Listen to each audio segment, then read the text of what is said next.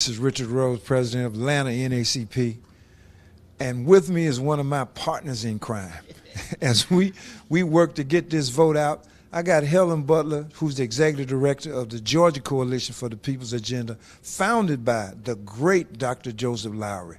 And so we've been working together for some decades now. Oh, yes, definitely.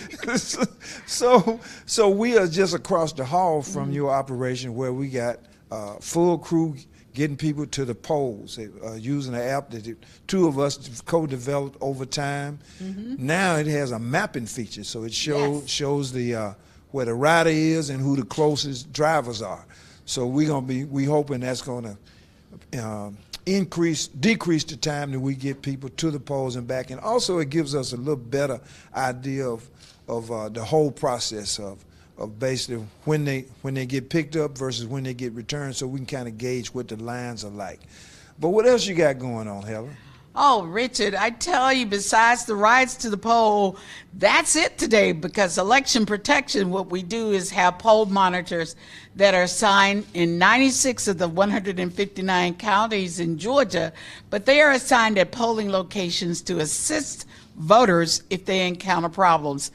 And it's been such a quiet day. I'm really afraid, that it's all going to happen around 8 o'clock or 7 o'clock before the polls close, that we'll have problems. But our people are out there to assist people. They're calling our hotline, 866-OUR-VOTE. As you can tell, I got on my election protection T-shirt because I'm here to help protect that right to vote. Right.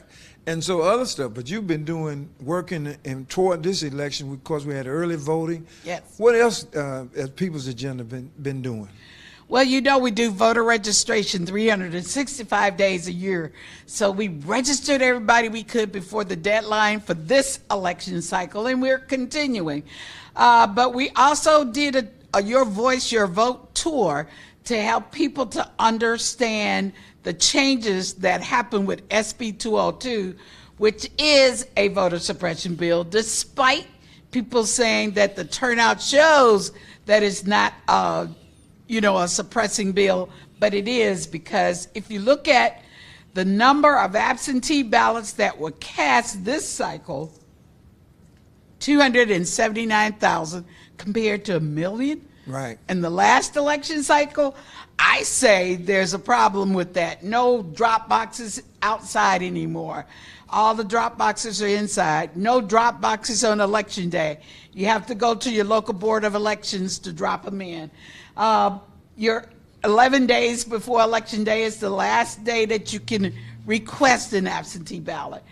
And with that, Cobb County, by the way, didn't mail over 1,000 absentee ballots to voters that legitimately requested them. So we had to go to court yesterday to make sure they got their right to vote, and it is extended.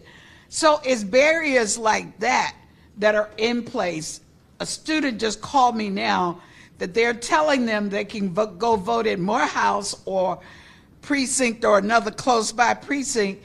Well, no, you can't do that. You got to check my voter page to make sure that's where you vote, because if you go and ask for a provisional ballot before 5 p.m., it will not count. Right. So we are definitely having suppressive activities, and we're making sure people know their rights. Absolutely. And so the other thing people are doing are going back to early voting locations that are not precinct locations. Yes. And so we've had to intercept some people. Matter of fact, we got a couple of drivers out, taking people who have walked up to the poll to vote, taking them to the actual polling place.